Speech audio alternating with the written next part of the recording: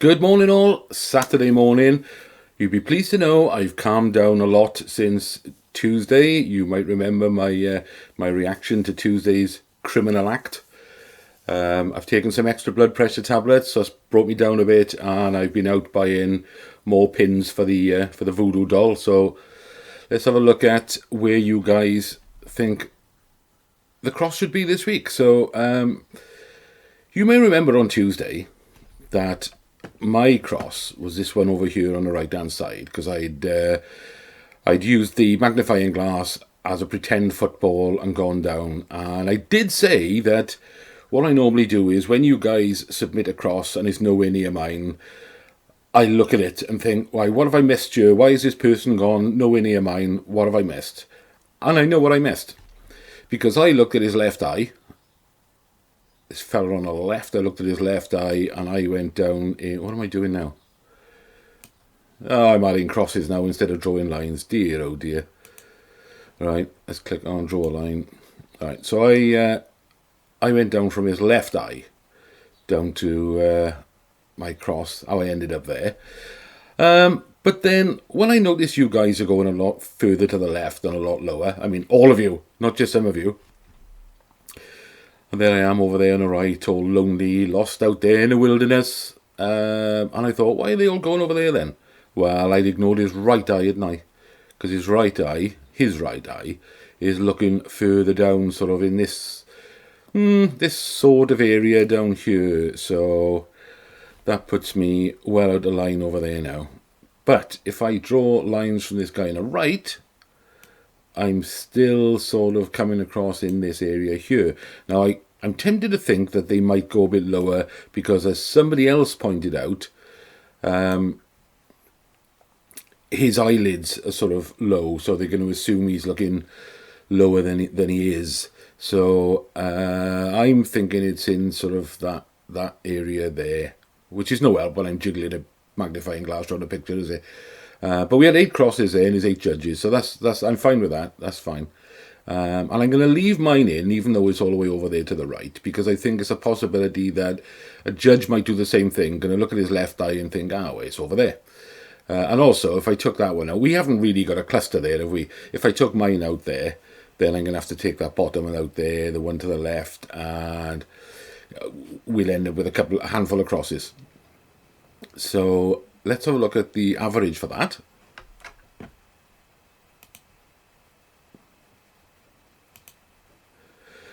And that average is 23601777.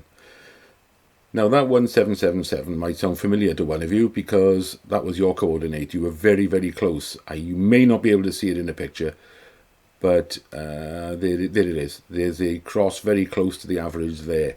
So I can't remember whose it is. I could look it up, but I just can't remember. So how is that going to affect my playing or where I'm going to put my cross? On the basis that I don't think most of these are up higher, which sort of makes sense to me. I don't think many of them are going to go that low. I can't see it, but of course they do. They catch us out every week. So I think mine is going to be very near that average on reflection to where I was on Tuesday, where I probably should have been. So I'm probably going to go near that cross, and as I don't think there'll be many lower, I may go slightly higher than that and slightly to the left. I don't know. What I'll do at the end of this, I'll take all the crosses out until I'm left with 2 crosses, and then I'll put the average in, and then I'll decide how close to that average I'm going to go. So I'll replay it. But I mean, that's where the average is for now, 23601777. So it sort of makes sense. I know I say this every week, but I mean the average does sort of make sense being there. Let's put the draggable target up and have a look. Let's put it across there. Oops, didn't go quite to the right enough there. That's about it. Are they looking at zone 1 or even zone 2 is close enough? Yeah, possibly could be. I think his left eye is looking higher, but his right eye is looking down at it. So, that's what I'm going to have to decide here. Should I go a little bit higher than the average? But if I look at the player on the right, then where I think his upper and lower vision is each side of that zone 2. So I'm going to have to be careful here and give it a good thought. But there we are. That's where we are on that. Let's have a look at Revcomps and what I've done then. Because now on Tuesday, you may remember I had one on this Porsche because of the £100,000 cash alternative, and I'd had one on this Mercedes GLC because if I'm going to replace my car, it's going to be either with a camper, depends what I win first, either a camper or I want a 4-wheel drive diesel automatic SUV, which is exactly what that is. So I left it at that. But then I thought about this cheap tickets for this van, and I thought, oh, okay, you could turn that. There's lots of these turned into like mini campers, day vans, where they've got a little bit of a bench seat in the back and a cooker and that. And I thought, that'd be a laugh. Chuck my folding electric bike in there, out for the day, have something to eat, cup of tea. Yeah, nice. So I just randomly bought a ticket on it. Not even convinced that was the right thing to do. And I was supposed to be cutting down, so I should have left it at 2 tickets. However, on Thursday's draw, when they started adding the new cars for next Thursday's draw, they added this Suzuki Jimny SZ4, which is a cracking little thing, and they only made them for a couple of years, this model, because they had to stop making them because the emissions were a problem in the UK. So rather than mug about with the engines and that, they didn't bother. They did take the back seats out and put panels in the side, and they sell them here as commercial vehicles, but these are hard to get, and they fetch good money because people want these. So, I mean, if you were to win this and sell it, you'd sell that for some good money. But I thought this was going to be on Thursday's draw, so I grabbed a ticket on it. Then it turns out they've moved it to Monday's draw, so now I've got 4 on Monday, accidentally, because I was tricked. So that's where we are for Monday now. So Thursday then, they didn't put this Aston Martin up at first, but I saw this BMW 320d X-Drive, and this has got all the packs on it: performance packs, heads-up displays, comfort pack, storage pack, sport pack, and it's a 2021, so it's still under warranty. There's only 6,000 tickets. It's the 4-wheel drive, £2,000 cash with it, and I thought, yeah, that's nice. That's nice. I'll have a ticket on that. Didn't get one on the motorhome, too big. I got nowhere to put it. This BMW 840i, far too big a car for me. I do like these Range Rover Evoques. Now, as much as I'm trying to avoid Range Rovers, which we'll come back to in a second, this one's nice. It's got the either white or actually I think it's an ivory coloured interior, leather interior, and it's got a tow bar, so my car would go and I'd get rid of mine and get a caravan and tow a caravan with it. These i30Ns, these are popular. That'll go, that'll sell.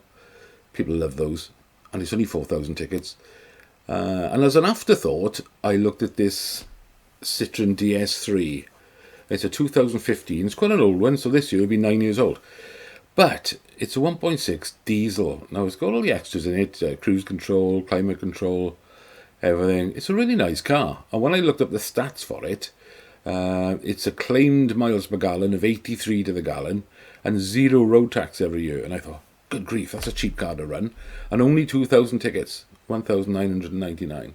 And they were cheap. I think they were under a fiver when I bought one. It was about £4.97. So I got one for them as well. After I'd done all that, that's when they added this Aston Martin DBX. Now it's 30,000 tickets, but it's £150,000 cash alternative. I couldn't not have one, could I? I sort of had to buy one on that. So I've ended up now with tickets on 4 cars for Monday and 4 cars for Thursday, and I'm supposed to be cutting down. No willpower, that's the problem. Now, I didn't cover this one, did I? This Range Rover here. Now, I like Range Rovers. They're notoriously unreliable, and people are having a nightmare. But you may have seen in the last day or two that Jaguar Land Rover boss has been on the BBC News. And he's saying that according to statistics, Range Rovers are not the UK's most stolen car. And He's having a bit of a rant, actually, because he said if you look at the figures of the stolen cars, they're not the worst. It's a bit of a myth. It's misinformation from the insurance companies, and that because most insurance companies stopped insuring Range Rovers, they had to... Where does it say? It says here somewhere, because I did see it. Oh yeah, last year, Jaguar Land Rover launched its own insurance after some drivers were unable to get cover at all. It had got so bad that you couldn't get insurance for your Range Rover. So Jaguar Land Rover had to bring out their own. And even now, I think they're not quoting some of them. But there's a... If I scroll down a bit, there's a lady... One owner in North London told the Daily Mail this week she was quoted £890 a month for insurance for her Range Rover, and she's been forced to declare it off the road because who can afford to pay that? That's bonkers. Having said that, if you're living in North London and you've got a Range Rover, you probably can afford it. But that's where we are on Revcomps then. And don't forget, before I finish here, it's the end of the month. Well, it's the start of a new month, which means it's the Auto Trader electric car giveaway, and this month's car is a Nissan Leaf Techna. Now, it says it's worth $27,000. I thought they were a lot dearer than that, but I suppose that's a sign of the times now that electric vehicle cars prices are coming down.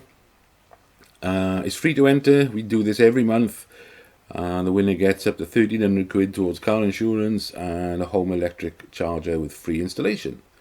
So all you need to do on this one is stick your name in there, email address, tick in a box that you're age 17 or over with a full driving licence valid in the UK. Click submit and you're in. So, that's it from me then. Enjoy your weekend, everybody, and good luck for next week's draw.